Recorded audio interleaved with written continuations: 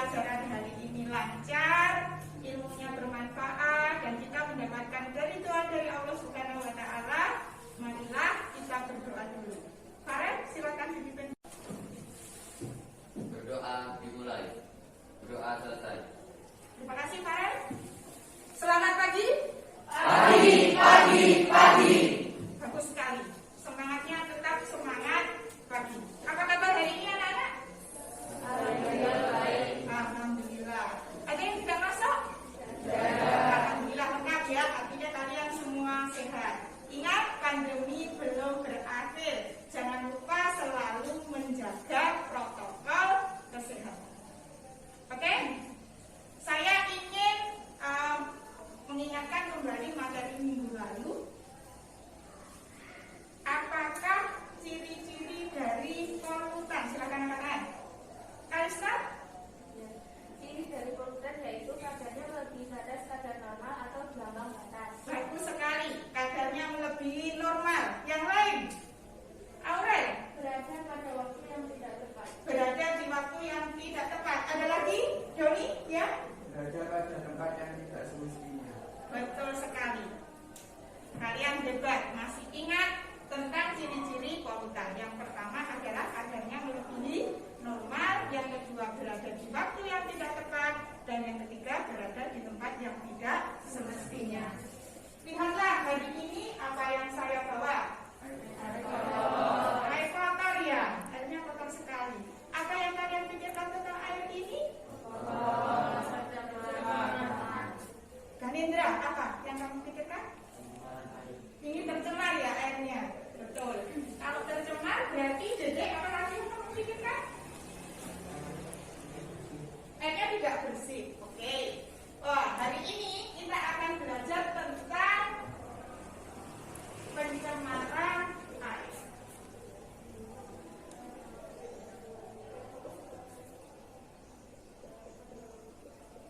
Pencemaran air. Nah, tujuan dari pembelajaran hari ini adalah yang pertama, melalui literasi atau pengamatan tayangan gambar dan video serta membaca artikel, kalian dapat menganalisis penyebab, dampak, dan cara mengatasi pencemaran air dengan tepat. Dan yang ketiga adalah cara mengatasi pencemaran air. Sedangkan kalian nanti akan berdiskusi dalam kelompok, kemudian nanti ada kegiatan kunjung karya. Satu kelompok mengunjungi karya dari kelompok lain untuk berbagi informasi tentang pencemaran air. Sedangkan penilaian yang akan kita lakukan, penilaian yang saya lakukan dari ini adalah penilaian itu adalah untuk sikapnya adalah sikap disiplin, jujur, dan tanggung jawab. Pengetahuannya adalah pengetahuan tentang penyebab, dampak, dan cara mengatasi pencemaran air.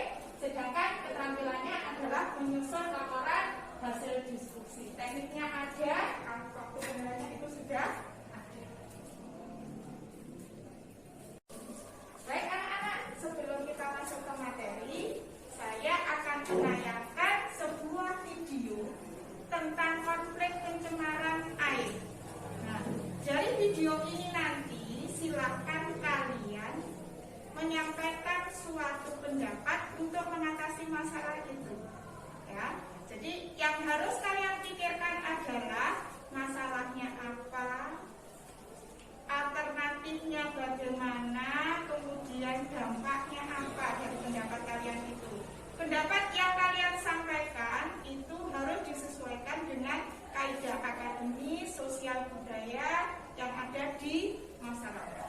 Oke, saya tayangkan videonya. Pendapat kalian silakan ditulis di kertas post-it yang berwarna kuning,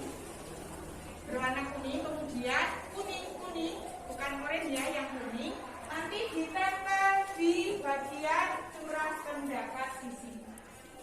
Oke, paham anak-anak? Ya. Saya putarkan videonya.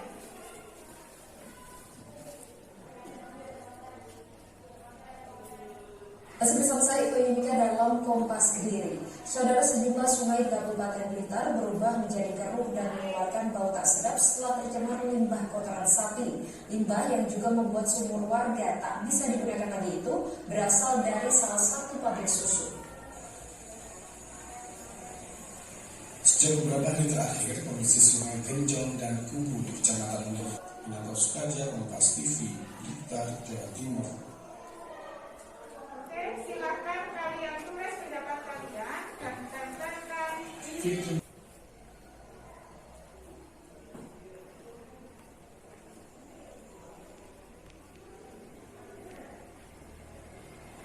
sudah, silakan ditempel.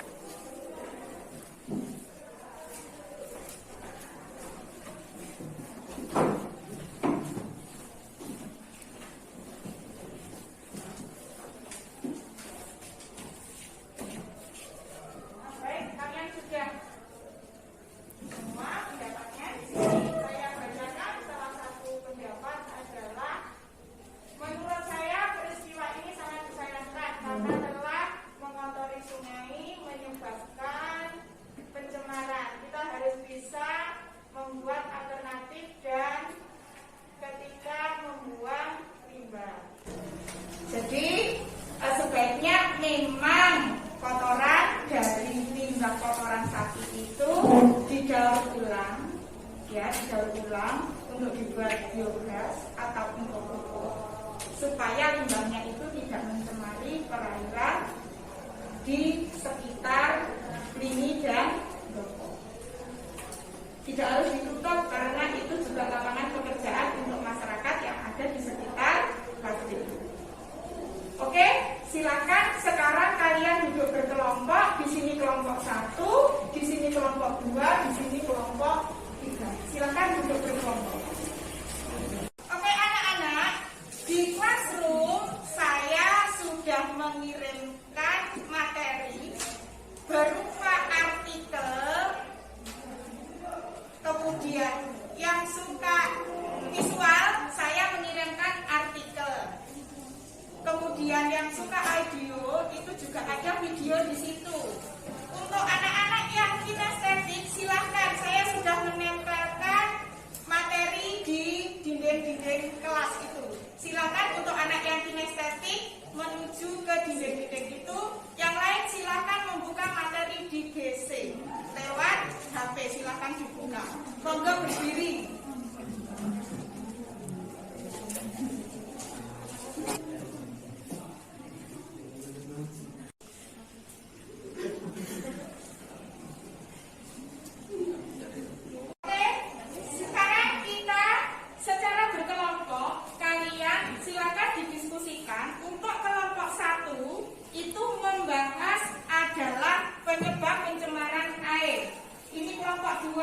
Membahas dampak pencemaran air dan kelompok 3 membahas cara menanggulangi pencemaran air. Silakan jawaban kalian dituliskan di kertas plano dan nanti silakan ditempel. Kelompok 1 ditempel di sebelah sini, kelompok 1. Kelompok 2 di sebelah sana. Itu yang ada kesepakatan kelas, dan kelompok 3 di yang warna hitam itu. Nanti secara bergiliran kelompok yang 1 akan mengunjungi kelompok lain dan kelompok lain memberikan penjelasan. Ingat, bagi pembagian tugas di dalam kelompok, ada yang menuliskan, ada yang mencari materi, dan nanti ada yang bagian mempresentasikan hasil pekerjaan kalian pada kelompok yang mengunjungi kalian. Ada pertanyaan? Ya, silakan dikerjakan sekarang. Oke, kelompok 1 sudah selesai lebih dulu karena kelompok yang 2 masih mengerjakan. Maka untuk kelompok 1 akan saya kirimkan tugas berupa live sheet yang bisa kalian lihat di GC ya. Silakan dilihat di GC. Saya mengirimkan live sheet tentang cara-cara ide kreatif untuk mengatasi pencemaran air. Sudah selesai 3 kelompok memajak hasil karya, hasil diskusinya. Sekarang saya beri kesempatan silakan mengunjungi kelompok 1. Kelompok 3 silakan berkunjung ke kelompok 1. Anggota kelompok 1 tadi yang bertugas memberi penjelasan kepada kelompok 3. Kemudian nanti dari kelompok 1, kelompok 3 berkunjung ke kelompok 2. Demikian juga nanti dilanjutkan kelompok 1 mengunjungi kelompok 2 dan seterusnya. Sekarang silakan dimulai dari kelompok 3 mengunjungi kelompok 1. Silakan. Mengarah pada eutrofikasi. Yang kedua, sampah organik seperti air sumberan, sewage menyebabkan. Tidak, semua setuju dengan pendapatnya kelompok? Ya, setuju. Silakan bergeser ke kelompok berapa itu? Kelompok 2. Nah, kalian tadi sudah berpikir, berdiskusi, tentunya ada ketegangan di pikiran kalian. Mari kita stop sejenak. Tangannya letakkan di atas meja. Tangan letakkan di atas meja. Matanya dipejamkan. Tarik nafas dalam-dalam. Lepaskan. Rasakan jalannya aliran nafas kalian melewati tangan, badan, kaki kalian. Ulangi lagi. Sekarang kita tebak-tebakan tentang ekspresi wajah, ya. Nah, ini untuk mencapai mindfulness. Nah, gambar 1, emosinya apa itu? Angkat tangan yang bisa. Kalista, nomor 1. Senang, bahagia. Senang, bahagia. Yang lain bagaimana? Nomor 1. Gembira, senang, bahagia. Yang kedua, ya apa? Sedih. Ya, ekspresi wajahnya sedih, dia sampai nangis. Yang ketiga, Farel, apa Farel? Gambar apa itu? Mengatakan keadaan seperti itu. Gambar yang kedua, Dedek. Kalau temanmu mengalami gambar yang kedua itu, apa yang kalian lakukan? Ikut merasa sedih. Selain ikut merasa sedih, apa yang kalian lakukan? Menghibur, ya, menghibur. Kalau temannya merasa sedih, oke. Sekarang mari kita membuat kesimpulan dari pelajaran hari ini. Silakan mengangkat tangan. Nomor 1 tadi, apa penyebab pencemaran air? Silakan angkat tangan.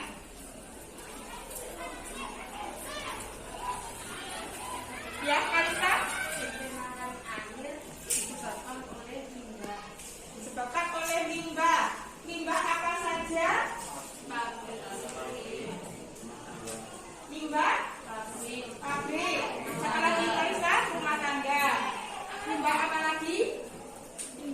Limbah pertanian. Jadi penyebab pencemaran itu adalah adanya limbah pabrik, limbah rumah tangga, dan limbah pertanian. Oke? Sekarang saya akan memberikan soal tes, hanya 5 soal. Silakan dibuka di classroom kalian. Di situ ada Google formulir, ada 5 soal. Silakan dijawab dan langsung dikirim.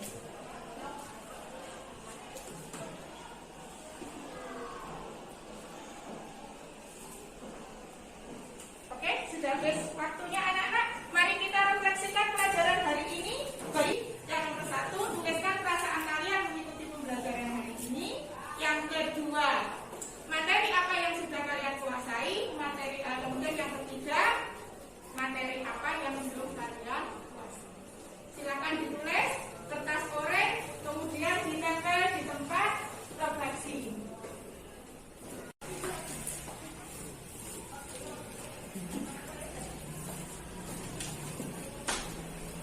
Katanya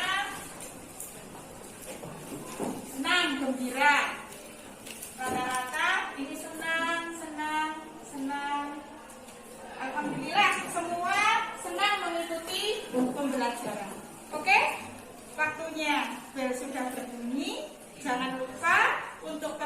minggu depan kita akan belajar tentang pencemaran tanah. Mari kita akhiri pelajaran hari ini dengan mengucap Alhamdulillahirabbil alamin. Terima kasih. Assalamualaikum warahmatullahi wabarakatuh. Waalaikumsalam warahmatullahi wabarakatuh.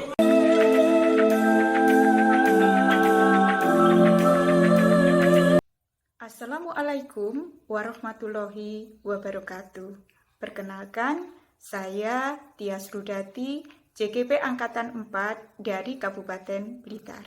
Izinkan saya melakukan refleksi dari pembelajaran aksi nyata yang telah saya lakukan beberapa waktu yang lalu. Perasaan yang saya rasakan setelah melaksanakan aksi nyata adalah senang dan bahagia karena saya dapat melakukan hal baru yang sebelumnya belum pernah saya kerjakan. Meskipun dalam pelaksanaannya masih banyak hal-hal yang perlu ditingkatkan dan disempurnakan. Saya juga merasa sangat senang melihat situasi pembelajaran di mana anak-anak juga merasa senang karena mereka belajar dengan situasi yang baru yang sebelumnya belum pernah mereka rasakan. Pembelajaran yang saya dapat dari aksi nyata tersebut bahwa sebagai guru kita harus melayani berbagai kebutuhan siswa karena setiap individu itu mempunyai kebutuhan yang berbeda-beda. Jadi yang saya lakukan adalah memetakan kebutuhan belajar anak berdasarkan gaya belajarnya. Setelah saya petakan, kemudian saya menyiapkan strategi untuk kegiatan pembelajarannya. Yang saya pilih adalah diferensiasi konten dan diferensiasi proses. Terlihat anak-anak antusias karena kebutuhan belajar mereka terpenuhi dan terfasilitasi. Pada penerapan pembelajaran sosial emosional, saya menerapkan pengambilan keputusan yang bertanggung jawab karena saya mengangkat kasus pencemaran air yang terjadi di perairan sekitar daerah kami. Anak-anak belajar menyampaikan keputusan yang bertanggung jawab dari terjadinya peristiwa pencemaran itu. Mereka belajar menyampaikan dan menuliskan apa yang mereka pikirkan, meskipun hasilnya mungkin belum sesuai dengan kaidah akademik dan kaidah sosial budaya yang ada di masyarakat. Tindak lanjut yang akan saya ambil dari penerapan aksi nyata, pembelajaran berdiferensiasi, dan pembelajaran sosial emosional adalah saya akan tetap berusaha menerapkan hal tersebut supaya nantinya terbiasa sehingga pembelajaran dapat berjalan dengan baik. Selain itu, saya juga akan berusaha mendiseminasikan pembelajaran berdiferensiasi dan pembelajaran sosial emosional kepada rekan-rekan sejawat agar mereka mau menerapkan strategi pembelajaran berdiferensiasi dan pembelajaran sosial emosional. Demikian refleksi dari saya. Terima kasih. Assalamualaikum warahmatullahi wabarakatuh.